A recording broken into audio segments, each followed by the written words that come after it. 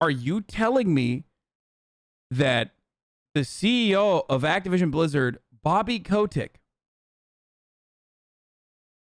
is right next to